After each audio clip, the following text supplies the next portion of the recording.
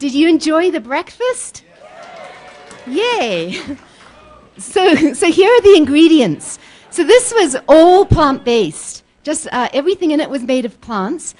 Did you know that most Americans are getting about twice as much protein as they need every day, but 97% of people are not getting enough fiber? And fiber only comes from plants, and I'm sure you remember your mom telling you to eat your fruit and veggies, but it seems like we're not doing that. And so fiber is also related to many of the chronic diseases if you have a lack of fiber in your diet. So this relates to one of Santa Fe Community College's strategic goals, which is to engage employees in the workplace by promoting employee satisfaction, health, and engagement. So that's one reason why we've had a plant-based breakfast. Another of our strategic goals is to foster social responsibility by promoting and modeling environmentally sustainable practices. And as you can see on the right, animal agriculture is responsible for 18% of all the greenhouse gas emissions, and that's more than the entire transportation sector. It's also 56% of water in the US is used for growing food for animals. Animal agriculture is the leading cause of species extinction, ocean dead zones, water pollution, and habitat destruction. And it's also responsible for up to 90% of the rainforest, the Amazon rainforest destruction, because we're mowing down the rainforest to grow crops for cattle. So this plant-based breakfast that you all just ate also relates to that environmental strategic goal that we have. And I just want to mention that this was just one meal of the 93 meals that you're probably going to eat this month. So if you think 3 meals a day for 31 days, it's 1 out of 93, which is just over 1%. So if you didn't like it, it was just 1% of all of your meals. And if you did like it, you might want to try exploring some other meals, like some of these pictures down here. There's a lot of great plant-based food out there. I want to thank you all very much for being open to trying something different, and I want to welcome President Grissom for his last convocation.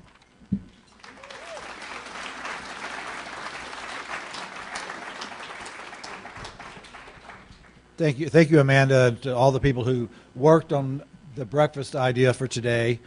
It's a great way to, if I hadn't known it, I would not have known there were no eggs in there, and which was great. And I will say I did miss my bacon, but not that much. So we'll go with it from there. I did try the red chili. It was nice and hot. Luckily, instead of getting it all over myself, which I usually do, it's all over my notes. So I'm going to try to get them rearranged here a little bit. So we're here today because we're going to celebrate student success. And we've got a lot of successes to be thankful for, and I want to highlight a few of those, if I can get the right thing. But before we do that, we're going to do our usual start. We want to recognize those folks who have been hired since the last convocation or in new roles since the last convocation. And rather than run the risk, as usual, of putting a list up and leaving somebody off, we're going to ask you to stand up and introduce yourselves, and there are some microphones running around the room. So for all of those who are in new hires since last January or in totally new positions since last January, we'd like you to introduce yourselves. Thank you. I'd love to introduce Dr. Steve DiGiulio, who just joined the Teacher Education Department yesterday and drove it from Las Cruces so he could be here at Convocation. Yeah.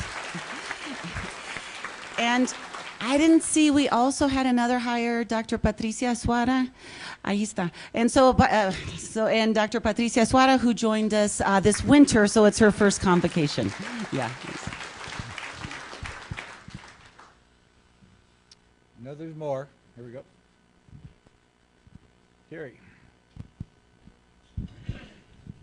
My name is Terry Tewart. I'm the new director of nursing education here. I know some of you have seen me around more than you've wanted to.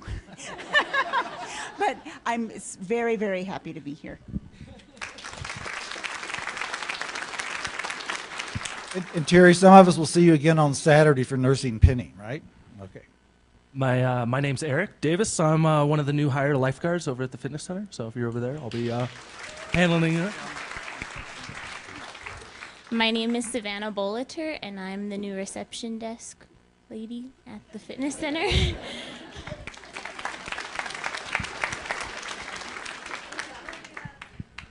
Hello, I'm Sarah Hood, the new reference and instruction librarian. I come to you from South Carolina. I've been here since last May, and I'm very happy to be here, and please do come in the library.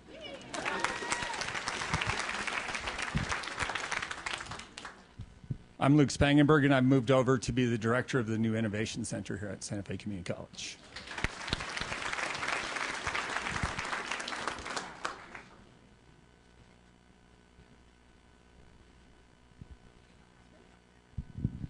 Hi, I'm Jenny Valdez. I'm doing the smoke-free grant here on campus with the Truth Initiative.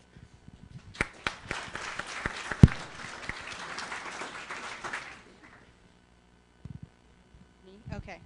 Hi there. I'm Allison Johnson, and I'm the media arts technician. So nice to meet you. Good morning. Oh. Go ahead. Go ahead. My name is Tom Click. I'll be teaching some software development courses in the ISCS department. Very glad to be here. Thank you. Okay, I'm not new and I didn't change positions, but just kidding. No, I didn't. I want to introduce Kathleen Senna, who is our new registrar, and we're really happy to have her here. Hi, I'm Laura Smith. I've been here since 2013, but since about a week after spring convocation, I have been the collections and instruction librarian. So I moved roles.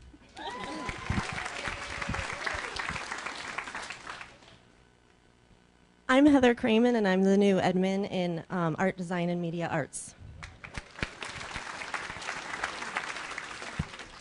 I'm Melissa Hubbard, and I'm the office coordinator for Palms. So. Good morning. I'm Chris Swedeen. I'm the Director of Continuing Education and Contract Training. We have 3,500 students a year. We employ over 200 instructors. I need 200 new classes every year. If you have ideas, I need your help.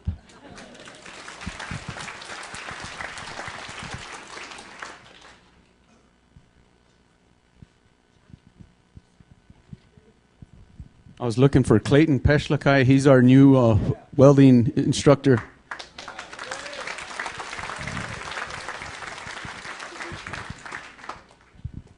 I'm Mariano Chavez, and I moved over from systems technician to senior systems administrator.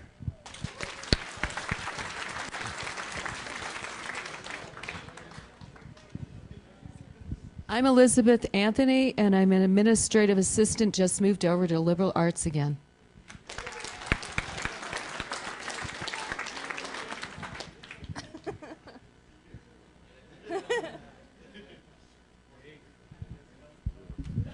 I'm Mason Kovac, and I'm the Director of User Services for OIT.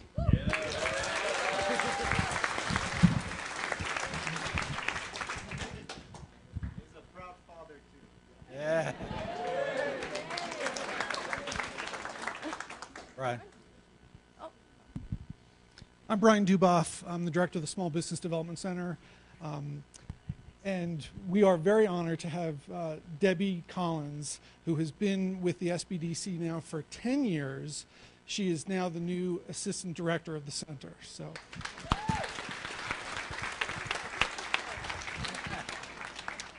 Hi, I'm Erica Keppel. I'm the new Associate Director of IT Projects.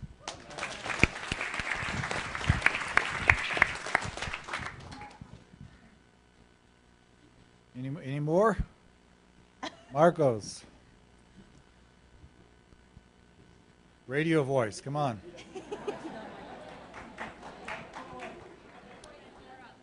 Good morning. I am Marcos Maes. I am your proud Director of Recruitment and Outreach for SFCC.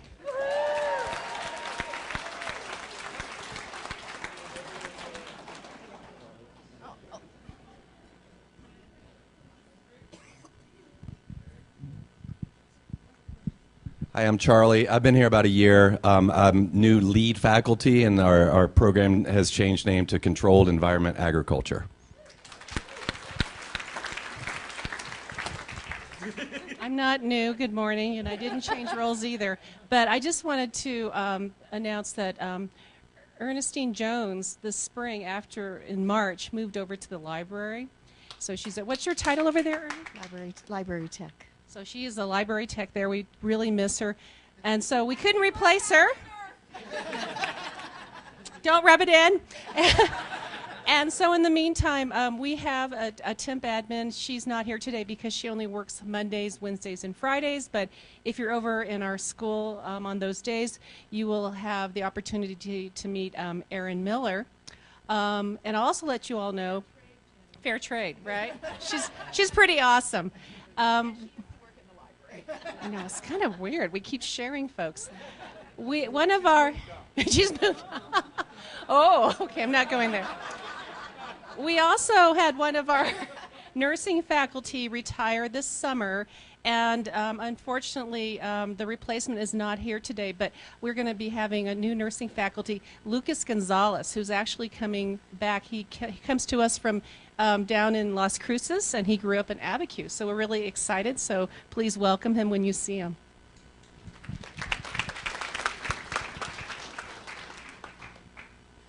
Anybody else? Last chance. All right, well, welcome to all the new folks, and welcome and congratulations to those of you who are moving into new positions. Everybody contributes to Santa Fe Community College, and everybody contributes to our successes. So let's celebrate some of our successes. As you remember, we had our wildly important goal of 20% graduation rate by 2020, and guess what? We exceeded our goal.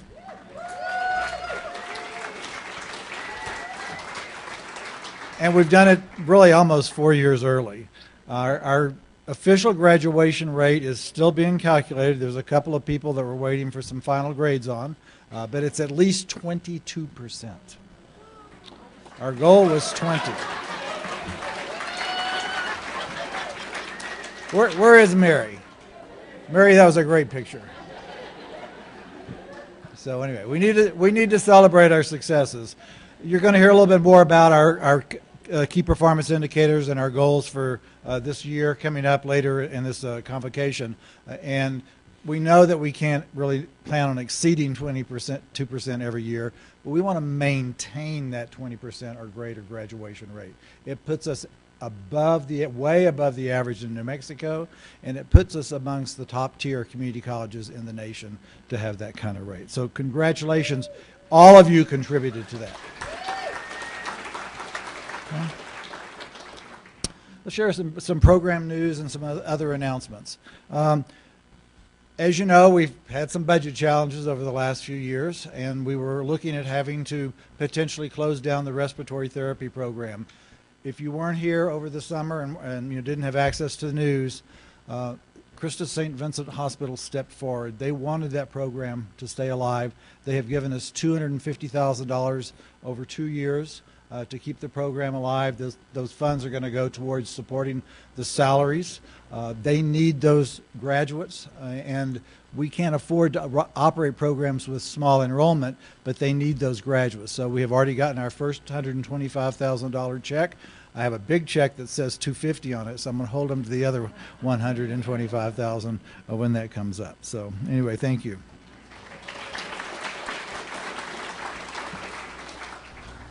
Looking around the room, I see we have board member Jack Sullivan here. Didn't see you come in. Are there any other of the board members that snuck in without telling me? Thank you. Welcome, Jack.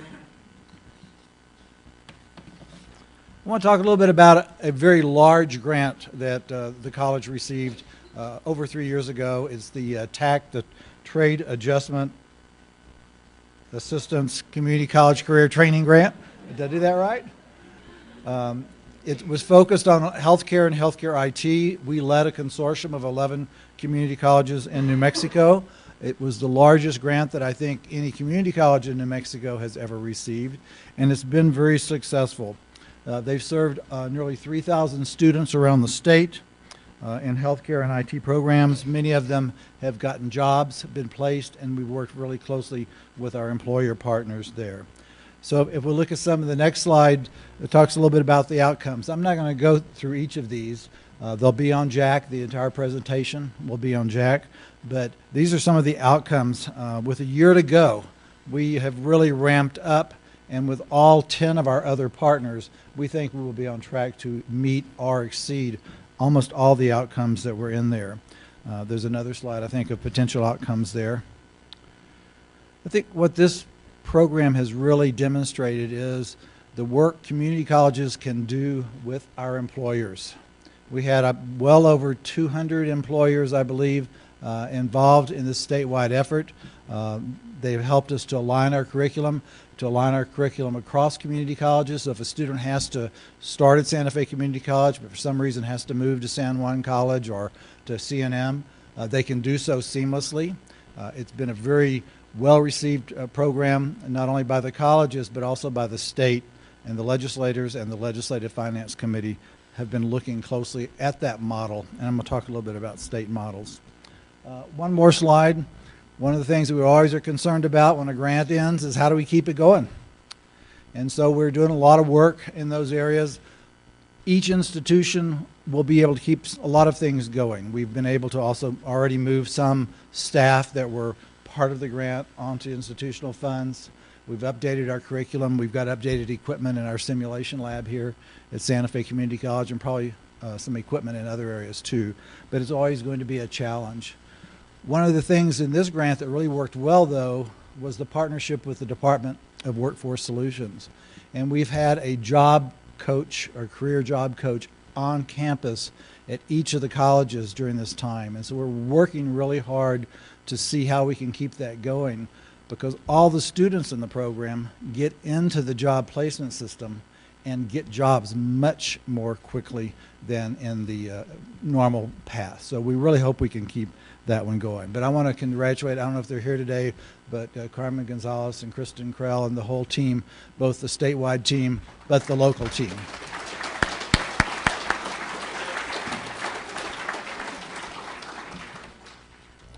A little bit of news on the Higher Education Center. Highlands continues to grow as our biggest partner. They've added 2 new programs this year, one in psychology and a master's degree in social work. We're really excited about that. And we're really excited that we're bringing on a new partner with Northern New Mexico College. And they're bringing 3 programs this year. One is in information engineering technology. And by the way, their engineering program is now ABET certified. I know that was an issue for a number of years, but they've received that certification. They bring in a business administration program focused on project management, and they're bringing an integrated studies program in psychology. And so we have 2 partners doing psychology, and I'm going to get confused which one is which. But one's research-based and one is clinical-based. And is it Highlands is clinical-based? Yeah. Okay. So, yeah. There was a hesitant, yeah. The integrated studies allow students to do a little bit more interdisciplinary, which will then put them into a more research-based route. Right. Okay, good. So we're excited to have them over there. Unfortunately, UNM is still a partner in the Higher Education Center. New Mexico State, because of budget concerns and some enrollment issues, has pulled out, at least for the time being. So we have a couple of other colleges that we hope to be announcing fairly soon, and we're waiting for some approvals from the State Higher Education Department on that. Next slide. Fundraising and grants. This past year was a great year for the foundation, and I want to thank Deborah Bolt, the foundation staff, and many of you. They were able to raise almost more than $1.6 million this year.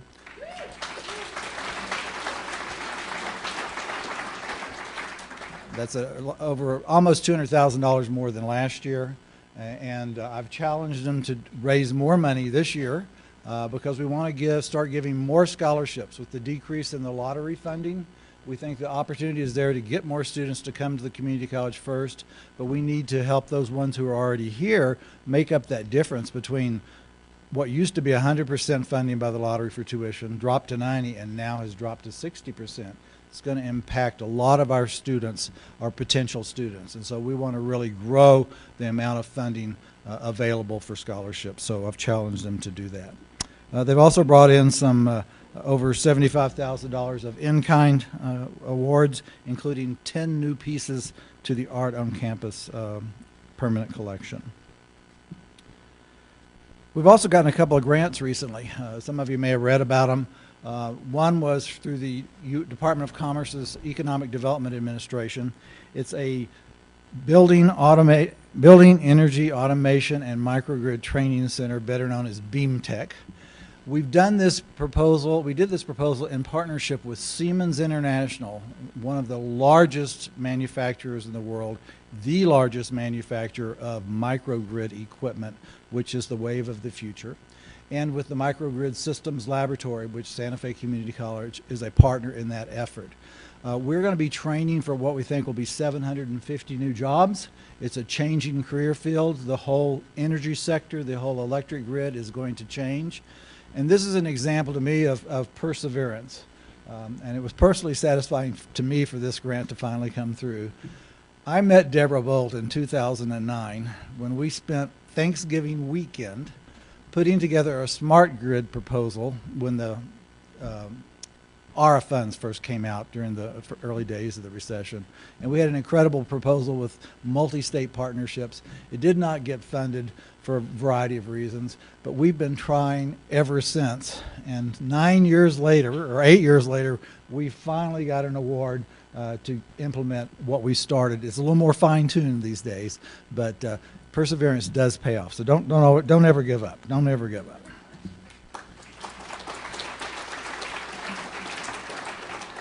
I do want to say one more thing about that project. It's a real collaboration between instruction and plant operations and maintenance. We have a microgrid on campus. Our new greenhouse that Charlie will be hopefully setting up. If you haven't seen all the sticks that were going up, there were all these poles out there, and I thought it looked like a skiing high-speed slalom race. Now that they've started putting the hoops up, you can see it. But we have an 11,000 square foot greenhouse going up. That greenhouse is going to be a nano grid. It was designed with the U.S. National Renewable Energies Lab, and so it will be an example and used in our training, and we will be using our greenhouse as the mode of demonstrating what a nano grid is, which is certainly a smaller version of a microgrid, but very closely working with plant operation and maintenance because our campus grid becomes part of this project. So that's a really exciting effort. We were also just awarded a $200,000 Environmental Protection Agency training grant. Many of you may remember we had one of these several years ago. It was very successful. In fact, we were touted nationally because we had the highest or one of the highest placement rates for graduates of those programs. And for New Mexico to be able to say we had the highest placement rates, that's saying something because we know it's been a challenge the last few years. So we're really excited about that. And we've also are now part of an advanced technology education regional center through the National Science Foundation on, I got to read it, on viticulture and enology science and technology alliance, better known as VESTA.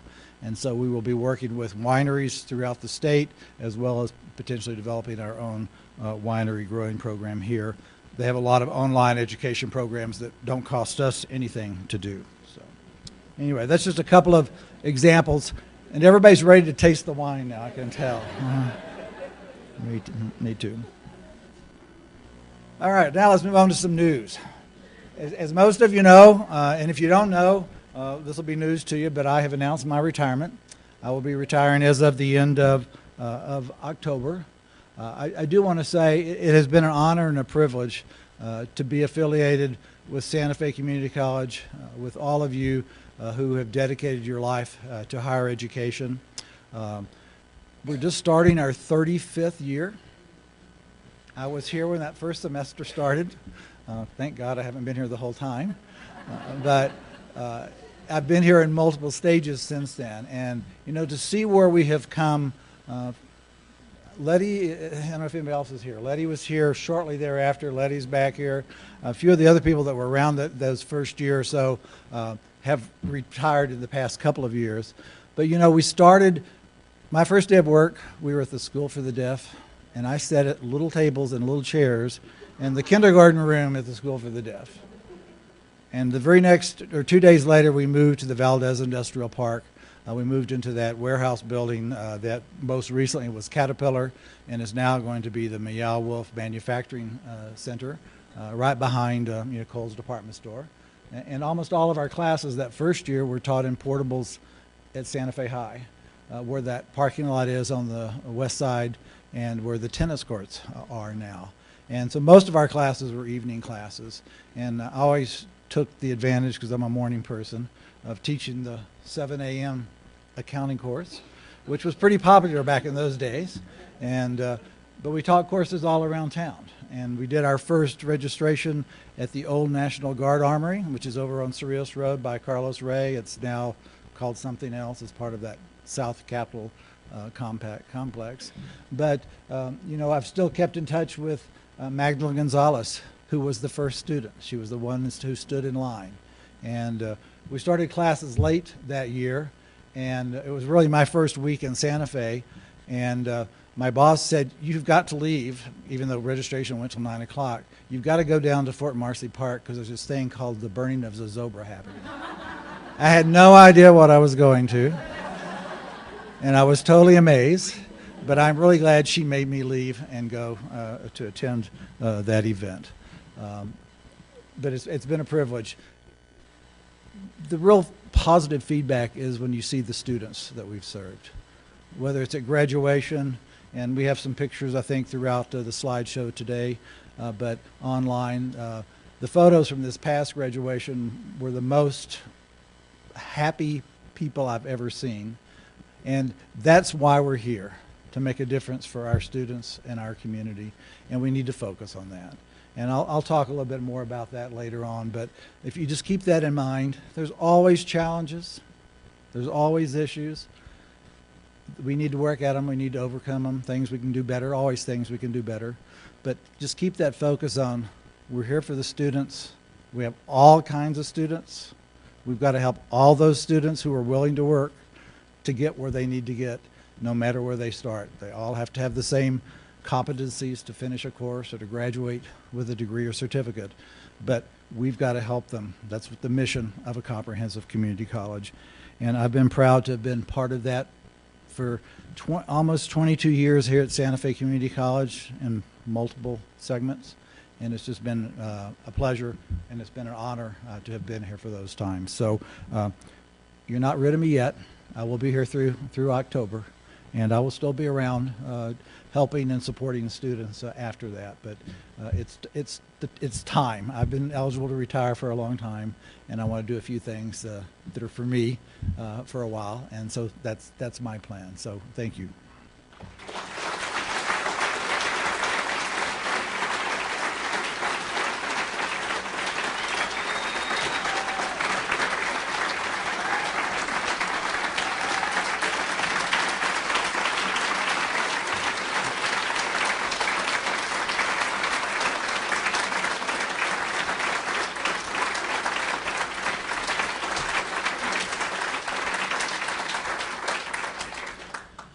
Ooh, I said I wasn't going to cry, but I did.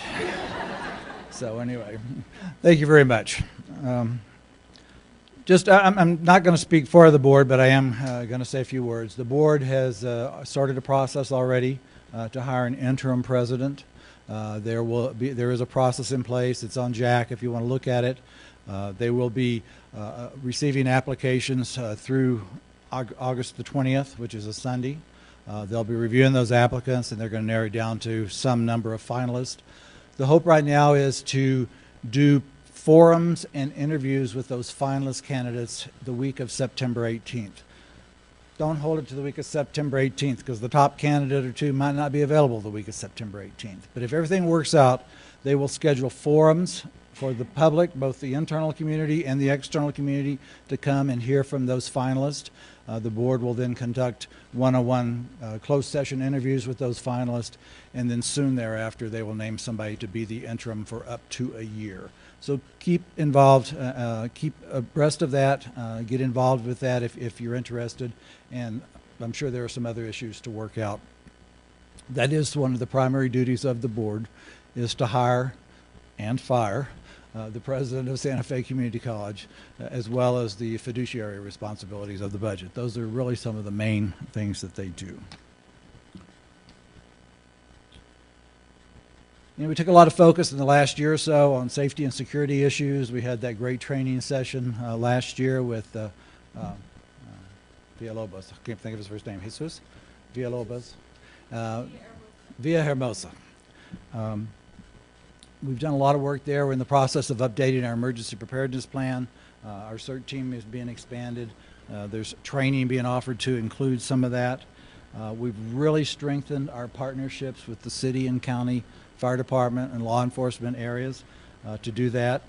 And in late September, and you're going to hear a little bit more about this later from Jeremy, we will be implementing a full campus-wide public address system.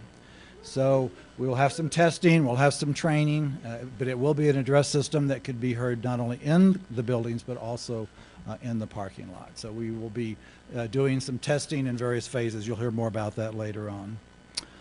I also want to let you know that on JAC, on the Campus Safety and Security tab, if you go to the middle section and you go down to the bottom, it says Campus Safety Is. At the very bottom, for more information, click here.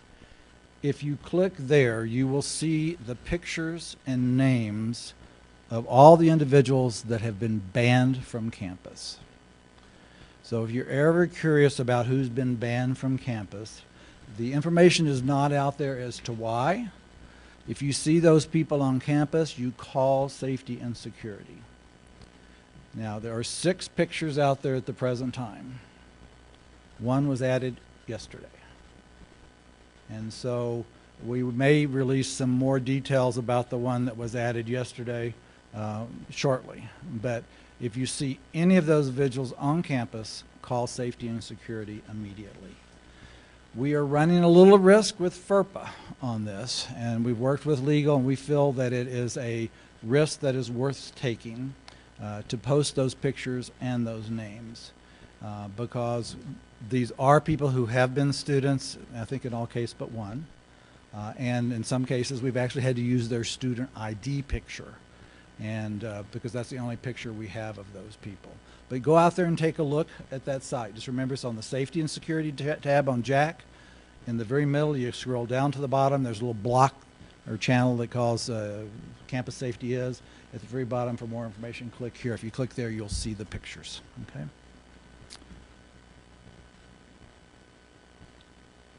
The state budget outlook. It's a little better than it was in May, but it's still not great. There's going to be a meeting of the Legislative Finance Committee next week in Taos that I will probably attend at least part of. They're going to do an updated revenue forecast. The challenge for New Mexico is that the price of a barrel of oil remains below $45 a barrel. They built a budget, I believe, based upon $48 a barrel. Luckily, the other taxes have come back, so there is a little more coming into the state bucket. I would not be surprised if we didn't have to take another small cut in our budget in January. The challenge is that cut will be for the year we're already in, and we'll only have 4 or 5 months after we know about it to absorb those cuts. But we budget a contingency just in case. I don't think any budget cut would be larger than the contingency that we've budgeted. So getting through this year should not be a problem. But we're going to keep our eye on that. All estimates are that the state's economy turns around much better next year. And so we'll just have to keep our fingers crossed on that one. The other issue that's going on at the state level is the legislature, a variety of groups. Some of you may have read in the paper, especially the Albuquerque Journal. There's a lot of people pushing to have consolidation in higher education, to cut back on the number of educational institutions in the state. It's all being looked at. I think it's good that it's being looked at. You know, we have a very decentralized structure in New Mexico compared to a lot of other states. You know, the fact that we have research universities, regional comprehensive universities, independent community colleges, branch colleges, a lot of different systems in New Mexico. So they're going to be looking at what could be done to make us more efficient. And to be honest with you, they're going to look to see if there's anything that can be done to save money. Everybody that says, even the experts from the other states that they're looking at come in and say, don't expect to save money from the change. At least not right away, because you just can't make those changes. So we will keep you informed. You need to stay informed, read the paper. Many of you are, especially some of the faculty on statewide groups that are looking at different issues.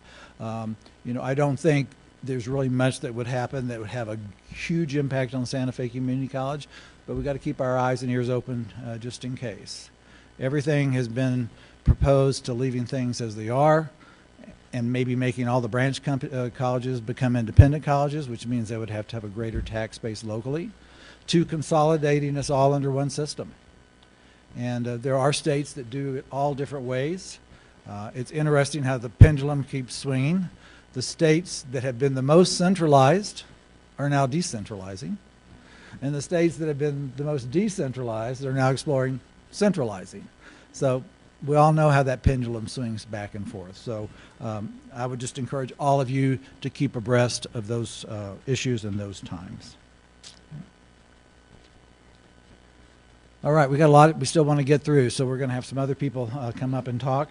And I'm going to ask Nick Tejas, our Vice President for Finance, to come up and talk a little bit about financial services and the budget.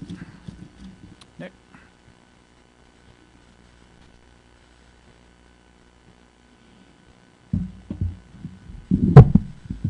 Good morning, everyone. Hi, I'm here to just talk a little bit about finances at the college, and just would like to start out by saying that over the past 4 years, a lot of work has been done on the budget development process here at SFCC. The Governing Board Policy 1-31, it's titled the Board Financial Oversight Policy. It's been very key in establishing the FOC, which is the Financial Oversight Committee. And that's been really, really beneficial to collaborating and getting people involved in developing a budget for the college. The FOC is made up of staff and faculty here at SFCC, and they've been really valuable in providing feedback to the institution, to the finance office, and it's also served as an area where we can get together and educate the campus community on some of the more complex issues related to finance and budget matters here.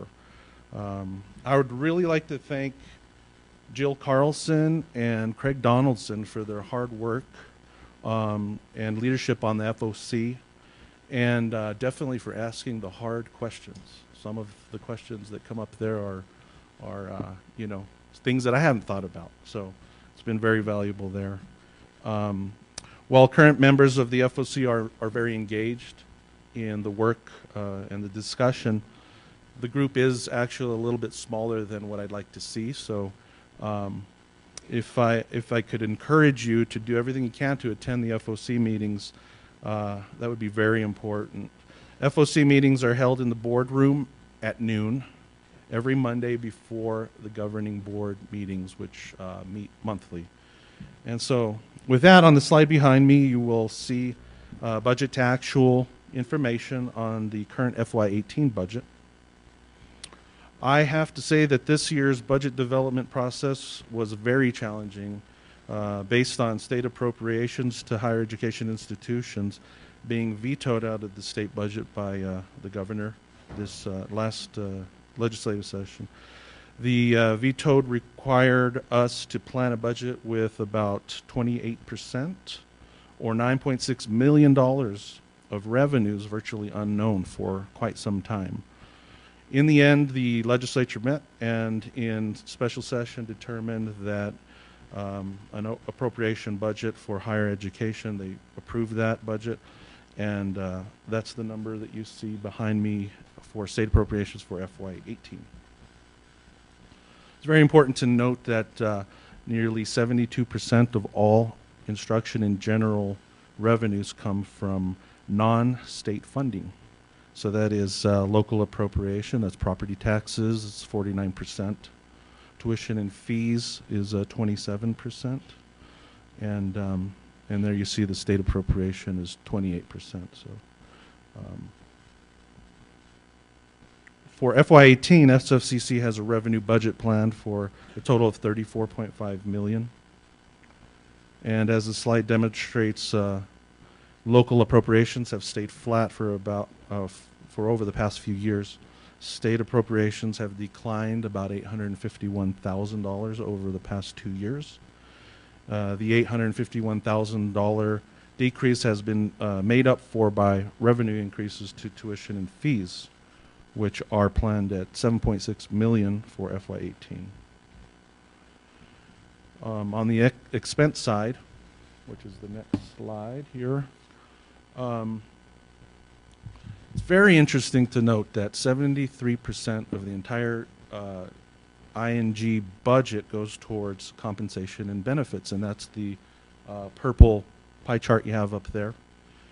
The remaining 27% goes to supplies and expense. And so quite a bit of the entire amount of funding we have for the college goes towards compensation and benefits. In terms of expenses, also, SFCC has 67% of the budget going towards direct student-related functions, such as instruction, academic support, and student services. If you look a little closer, instruction, the portion going to instruction is 46%. Academic support is 11%, and student services is 10%. I would argue that the Exhibit 14, it's POM, and that stands for Plant Operation and Maintenance. That budget for facilities really does also go towards helping students, preparing the classroom and things like that. One last thing, I'd just like to share some new information that we have on the website for SFCC. If you go to the SFCC website, you can see primary financial information on the site. Please go to, the way I get there is you just go to the main website. You try to find the About tab at the top, and then you can locate Governing Board. And under Governing Board, you will see information related to meetings and things like that. But the recent one we've included here is Budget and Finance Reports. So we're going to have our budget, some budget charts, financial related information, as well as the approved NMHED budget, as well as past year audits. We have 10 years posted currently. So with that, I thank you for your time, and that's all I have. Thank you.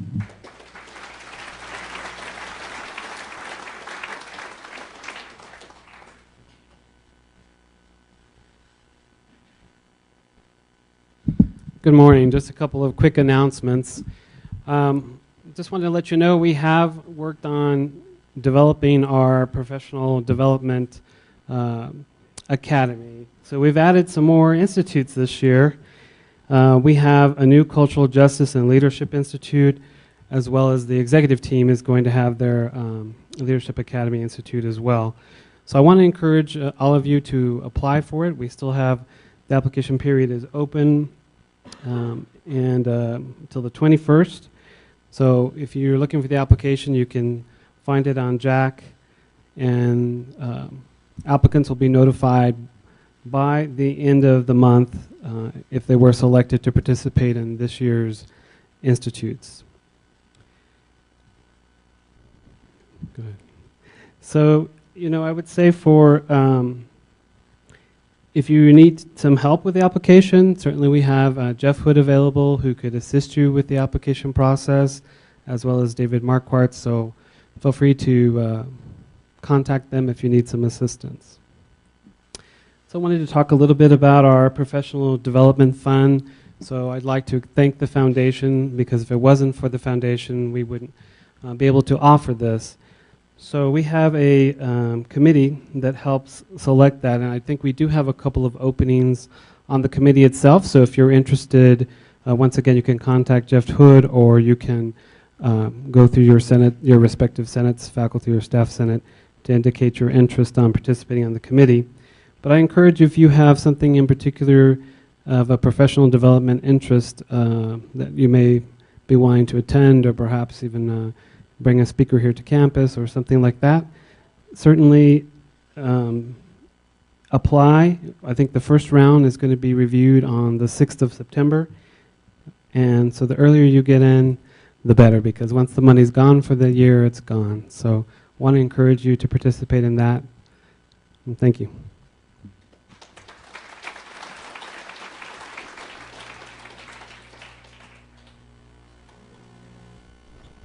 When I finish the program, I'll get my associates in respiratory care. I want to work in the ICU. My experience over here at Santa Fe Community College has been wonderful.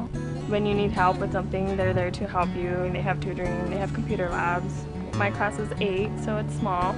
We have everything we need, like the mannequin. I'm getting good education. There's a great instructor. There's everything I can get hands-on before you go to the clinicals or before you start anything in real life. This college is great.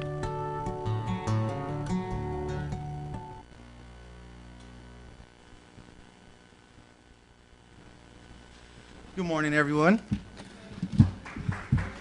So for those that don't know me, I'm Jeremy Lovato, Chief Information Officer for Santa Fe Community College, and I really enjoyed the breakfast. I don't know about you all, but that was really, really good. My daughter decided to change her diet to a vegetarian diet recently, and so I'm supportive. My wife's a nutrition instructor at Highlands, and so it's there's some planning involved with dinners and so forth, but I think for the most part, we have a nice balanced nutritional diet at home. However, she's been trying to explain this to her extended family. And so I'll tell you what, my family has instantly become nutrition experts, right? And so that's been a challenge for her. I think one of my uncles asked her, Wahita, how do you get your protein in? You should have seen that eye roll, right? She didn't even bother answering it. I think she saw her brain on that eye roll. So 10-year-old girls and their eye rolls, she's mastering that. So I wanted to boast OIT a little bit, and if I may get you to give a hand of applause to the Office of Information Technology Group, because they have just been astounding in all their work. Didn't mean to single everybody out. I'd ask them to stand up, but they wouldn't do it anyway, so I'm not going to do that. So on our portfolio, we got about 34 active projects right now, close to $1 million on the portfolio of the implementations that we're currently doing, and I do appreciate the time for getting in front of you today to talk about some high-impact technology initiatives that are taking place this semester that will affect students, that will affect faculty, and that will affect staff. And so if you don't mind, Jeff, let's move on to the next slide here. And so the biggest one is I would like to introduce you to My SFCC. So My SFCC is the one-stop shop where students, staff, and faculty are going to go for registration, payment, grade entry. So a lot of those self-service banner functions that took place inside of JAC will now be completed through My SFCC. So September 5th is our go-live date. In consultation with many groups around the institution, we figured that this would give the students at least 2 weeks to get informed. We're going to have some large screens up in the campus center so they can get a preview of it and know where to go and how to navigate to get to what they want to get to very easily and efficiently. And that's really the goal of this specific technology. And so JAC will no longer be an available system for students starting September 5th. So it gives us about 25 days and 22 hours to be exact until that goes live. And so, and for employees to know how to get to timesheets and grade entry and all the other functions that employees do, starting on Monday of next week, we're going to have morning workshops to introduce the portal. So please take your time to stop by. It's on the agenda for the faculty, for the Convocation week. And so I encourage you to stop by and take a look at these workshops. So you can become familiar. Students are going to ask questions. We need to be able to answer those questions and help them get to what they need to get to very quickly. And so, Randy mentioned this in his update. So another big update for the college that's going to be taking place during this semester is the public address system implementation.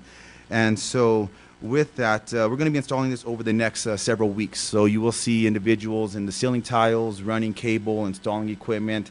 So we're going to try to be as least disruptive to students and faculty and staff as possible. However, I think there are two in particular days I wanted to point out that we will have some disruptions across the campus. And that is going to be September 21st and 22nd, where we're going to have campus-wide testing of this system.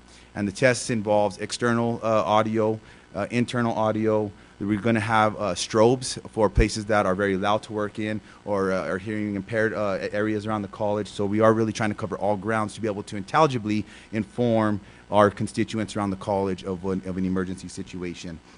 And so more to come on that. We will have a nice communication plan around this, so please be informed of that specific one. And with the My SFCC coming on board, Core Studio is going away. And so I know many faculty members use Core Studio for putting their syllabus online, sharing presentations, communicating with students. And so that technology and that system will be available to you until September 20th. And that allows everyone to get their content, if there is content up there, to get it off of the Core Studio and deliver it in the new platform, which is Canvas. So Canvas will be the way that online component courses are delivered to the students. So it has same functionality as Course Studio. If you want to use it to a very minimal aspect of just communicating, putting material online, please use Canvas. There are Canvas workshops all next week. Canvas, Course Studio to Canvas workshops. John Gorman and Nicole will be putting those on, so please take advantage of those specific workshops. And lastly, I wanted to announce the way we used to submit copy requests to the bookstore, to the copy center in the bookstore, is going away. You used to walk in there, handwrite a form, fill it in, get notified when it's done, perhaps. So what we've done is OIT's done an amazing job at creating an automated system where it's an online application. You fill it in, it goes into a job queue at the copy center. You'll get automated responses on when it's done, when it's going to be done. And that also is a process that allows the chargeback to the specific FOP automatically on those print jobs that are taking place. So that will be taking place in October of this semester. So midway through, we will be changing how you submit those requests to the copy center. And so I asked for 90 seconds. I think that was 3 minutes. And so Jenny, yes. It does work the same way, yes.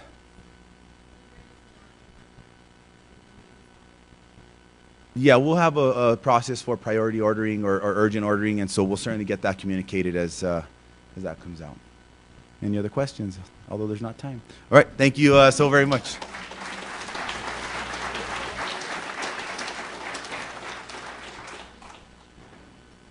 Good morning. I'm Julie Gallegos. I'm from the Office of Planning and Institutional Effectiveness, and I have 5 minutes to tell you everything you need to know about strategic planning. So, go. I think I have 5 minutes. I have 5 minutes? I wanted to start first by just pointing out that this is a continually improving process. We've learned a lot since we started with the SFCC 2013 to 2018 plan. And we're really trying to make steps every year to make sure that we're improving our process and that we're getting better and better at this. I think many of you know that every organization really struggles with not so much creating plans, but actually implementing them. They tend to get developed and then put away on a shelf. And we're trying really, really hard here at SFCC not to have that happen. So I wanted to tell you about one thing that we tried this year that I feel like has worked really well. We went through a process of assigning all of our short-term goals to executive team members.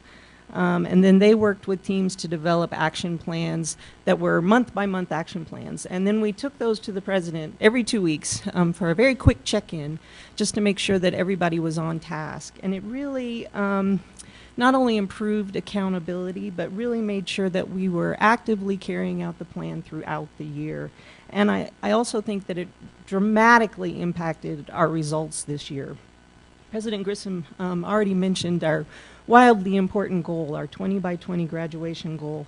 And, you know, I just wanted to say this jumped from 10% to 22% in 6 years. This is above and beyond what we had set as our goal. So I think that's just one example of the great work that has happened through the strategic plan. Next slide. This slide, this is also directly related to our 20 by 20 wildly important goal. It's the number of degrees and certificates that were awarded. The total number of awards went from 524 6 years ago to now 1,019 certificates and degrees awarded. Again, just a great example not only of the outcomes that we can have through the strategic plan, but also of how we can work together to really make things happen. These two goals were really cross-campus efforts.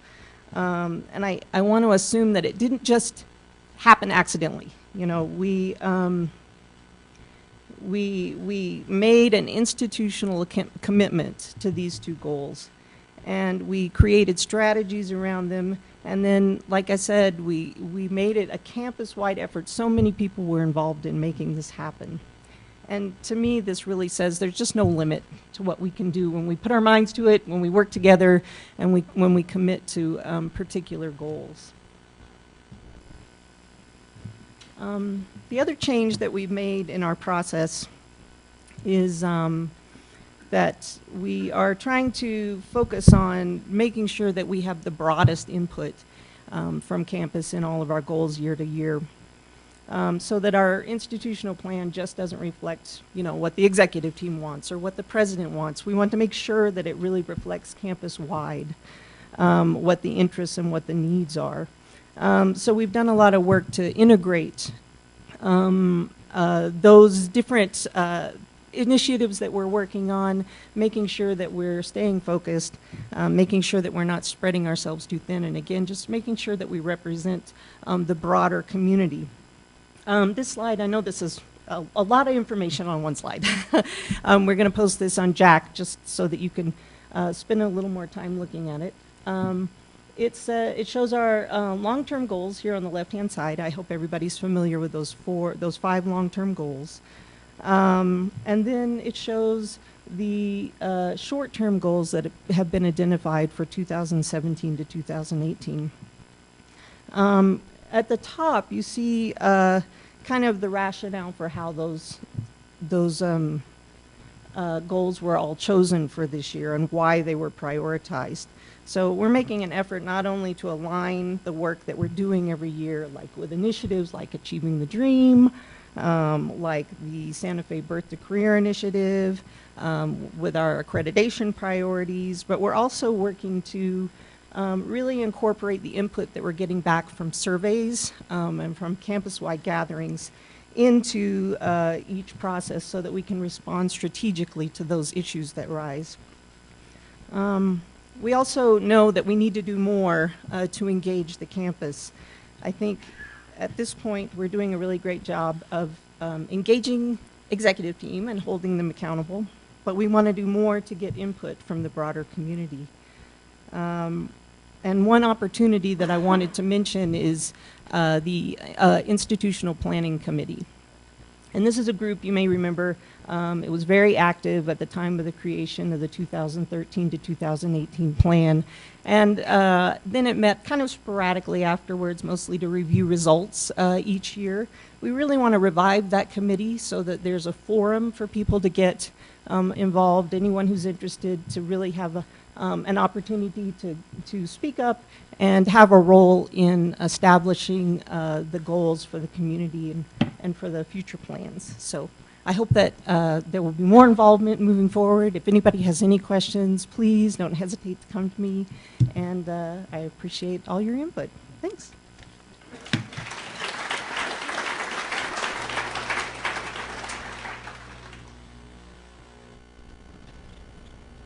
My ambition is I would really like to write and film an independent comedy. I had heard in the community about SFCC, and it's just been incredible how affordable it is. And we have access to dollies, booms, top-end cameras. Teachers are extremely available. They just have a passion, I think, for independent filmmaking. And when they sense that someone is serious, there's no limit. People care about why they're here, and it kind of shines through in every aspect of the culture here.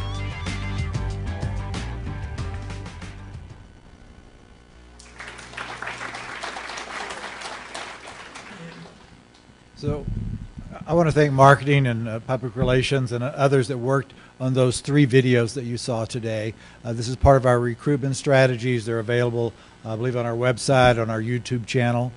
Featuring our students and the excellent work that we do as a college in all aspects of the college to provide what our community needs. And I think that's really excellent work and excellent work on these videos themselves. So we will be using them to hopefully recruit more and more students. That's one of our challenges going forward. I also want to thank, some of the people have been up here today, but the folks that everybody works hard. But the folks who work hard behind the scenes, and I don't think ever get enough recognition, are the people who keep our campus looking good inside and out, who keep our equipment running. And so I would like to ask all those who work in plant operations and maintenance, grounds, custodial, please stand up. You're greatly appreciated.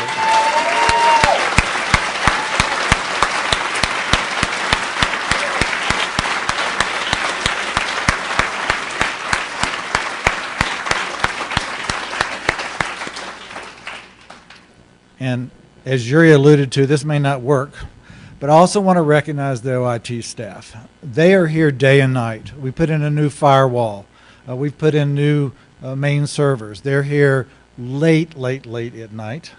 You could probably come in here at 2 in the morning sometimes and see Erica delivering burritos. But they work overnight so that we have our systems in the daytime. They've been doing a lot of work, of course, getting labs and everything ready for the fall. Got a lot of huge projects on board. So if I could please get the OIT staff to stand up and be recognized.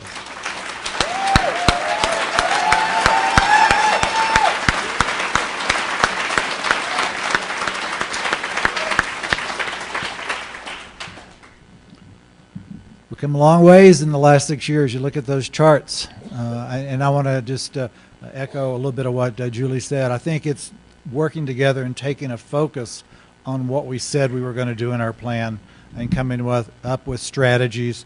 I really liked it. Took a lot of time out of my schedule, but I really liked having those meetings every 2 weeks for 5 minutes. We tried to hold them to 5 minutes with the teams for each of those key performance indicators and strategies. It kept me informed, but I think it made sure everybody was doing what they needed to do because they knew they were going to be held accountable, and they kept focused on it. We can all get distracted with lots of different issues day by day. So anyway, we have a lot to celebrate. We're starting our 35th academic year, which is hard to believe. And I want to thank all of you for what you do. So now I'd like to open the floor to any questions. I'll try to answer them, or if there may be other people in here. But if you got questions, areas that you would like to discuss, feel free. We got the microphones to run around, and I'll hope we'll have one or two at least.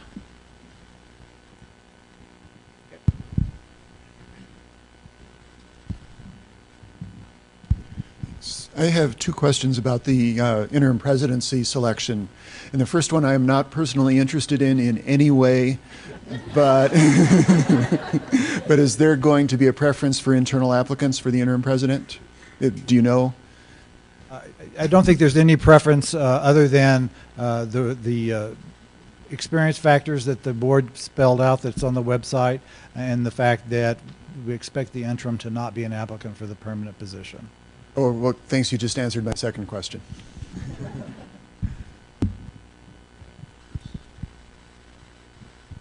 Hi, I have a question for Opie. And Jill, I can't remember the category. It was something about employees in the workplace. Engaging employees in the workplace. And one of the KPIs. Yes, the KPIs was develop succession planning. So could that be explained, please? I was just curious. Yeah, one of the things that we want to do, and the board has actually asked us to look at this, but it's something we all need to do, is that, you know, all of us, I'm going to be the perfect example, all of us will leave at some point in time, whether we take another job, we retire, or some other issue comes up. And so we really need to have processes in all our departments as to what we would do from a succession planning standpoint. And it doesn't mean that you're necessarily training and identifying the person who's going to move up into another position, but it is, where would you look? Are we providing cross-training? You know, part of this is the professional development activities. And so that's part of what we want to look at this year, is what needs to be involved in that. It's the smaller an organization is, the harder it is to do. And so the person who might be the best one to move into this department in this role might not be in that department. They may be over here, and they've got the best skills. And so how do we provide some level of cross-training to increase not only people's ability to apply and be eligible for consideration, but to have people in place, whether it's to step up in an interim role, a temporary role, or the permanent role. So that's really a part of that whole succession planning strategy. Okay. Other questions?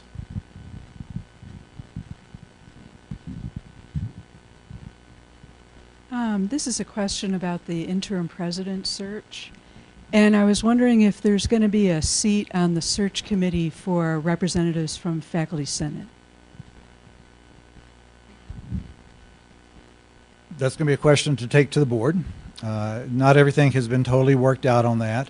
The board is going to do the process themselves. When it comes to doing a permanent replacement, we'll probably go through the process where we had a committee that included external constituencies as well as internal constituencies to go through the process. At the present time, for an interim role, the board's plan is to run the process themselves. They will be looking, though, for input on the finalists that are identified.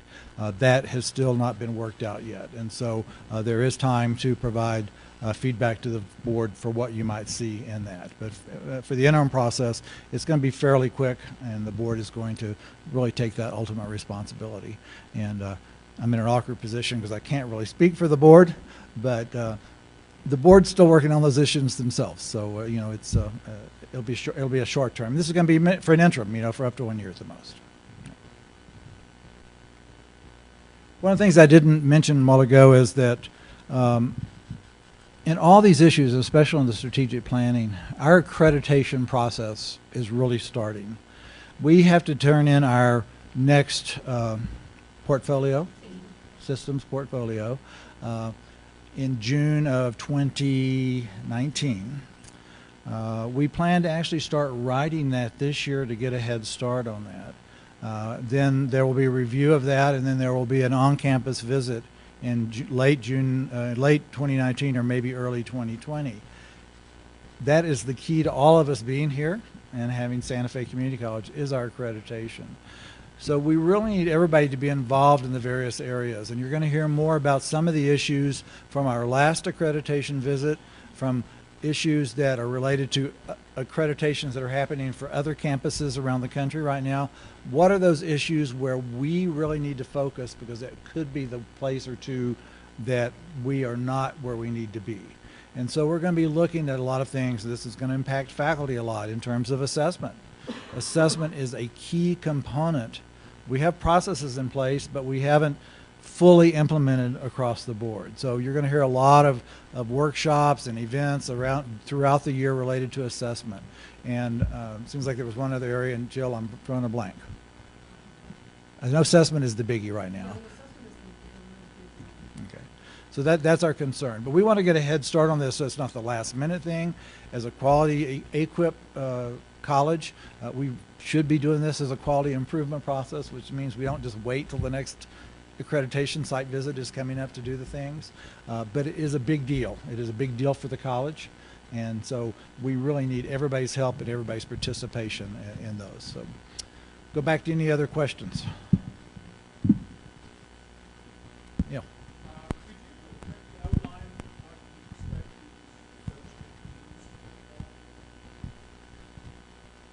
So it's still not final yet, but we did work with the union to clarify the roles of chairs, directors, and associate deans. With the collective bargaining movement by full-time faculty, we actually have to move those truly managerial responsibilities from people in the union to the college. It has to be carried out by management. So it's going to be divvying up what chairs and directors in some cases were doing related to truly managerial functions such as hiring, firing, evaluation, and that'll move to the associate deans and the deans. They'll be distributing that. But they'll also be doing a lot of work on the scheduling that we need to do. And so one of our big challenges for us, and this really actually relates to accreditation, is to improve how we schedule our classes to meet the needs of our students. And how do we go through that? And so the associate deans will be taking on a role of developing the final schedule, if I remember correctly, with faculty input, chair input, and so forth. So they're really going to do the day-to-day functions. There will be 12-month positions, so they will be here throughout the year so they can help provide advising and other services. We will be posting that. There's a spreadsheet that's been developed that hasn't been 100% approved through the collective bargaining process yet, but we'll get that out. Okay. But our plan is to hire 3 associate deans, one for each to assist each dean, and in these areas. Other questions? Randy, I have one. Sorry, the mic guy has a question. Can you give us an update on the status of the college was exploring health insurance provider options? What's the latest on that? So that's still something that's in process that we're looking at. We will be having a work session with the governing board, and it's actually going to be part of our governing board finance committee meeting on August 22nd.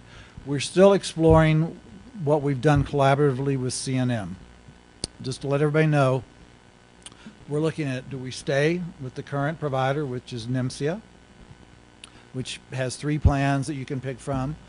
The challenge with NIMSIA is that they dictate what the plan is. We have no choice as to who the providers are, no choice as to what the copays are, the deductibles are. They set the rates. It's based upon a statewide pool. NIMSIA is primarily a K-12 focus group, but many higher education institutions have been in there. So our big decision point right now is, do we stay with NIMSIA? We have to let them know by September 30th if we're going to leave them. All healthcare benefits are on a calendar year plan, so it's January through December. So if we decide to leave them, we would notify them by the end of September. We're still covered by them through December, but then effective January 1st, we would move to a new plan if that's what we're going to do. Through CNM, with CNM, we've gone out and done an RFP. We've used a major consulting firm who focuses on this.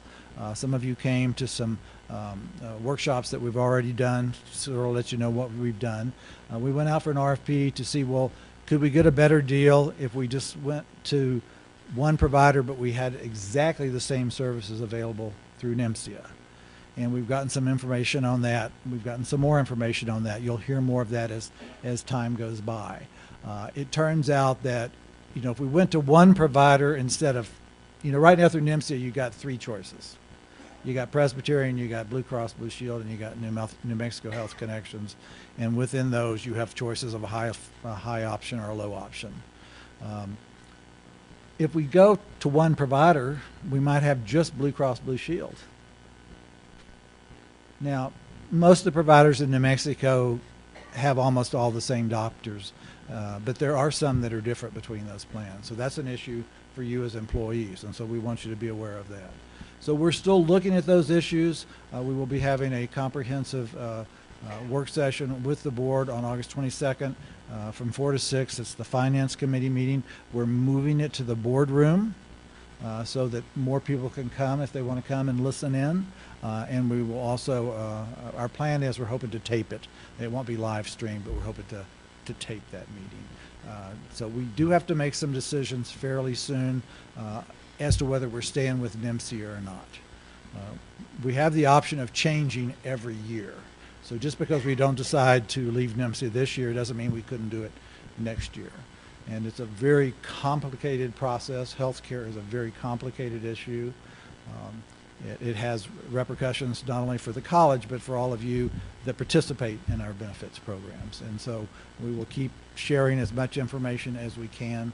It's a hard one to give a 5-minute synopsis of, but it's a very, very complicated issue, and we are trying to make sure that we provide to our employees the best quality plan we can at an affordable price. You can always get an incredible plan if you're willing to pay for it, but we don't have the money both for the college, and most of you wouldn't want to pay a whole lot more than you're going to have to pay, because you know, I don't think anything's going to happen with healthcare benefits other than the cost is going to go up over the next few years. But we'll keep you posted on that. Okay. Thanks. Thanks, Todd. Anything else? Yep.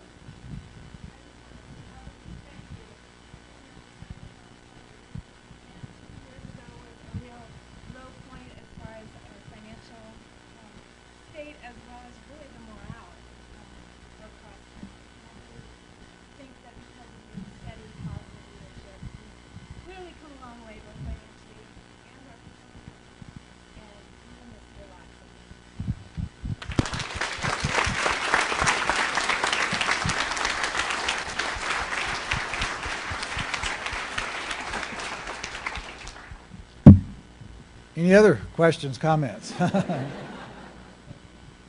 For once, we're going to leave early.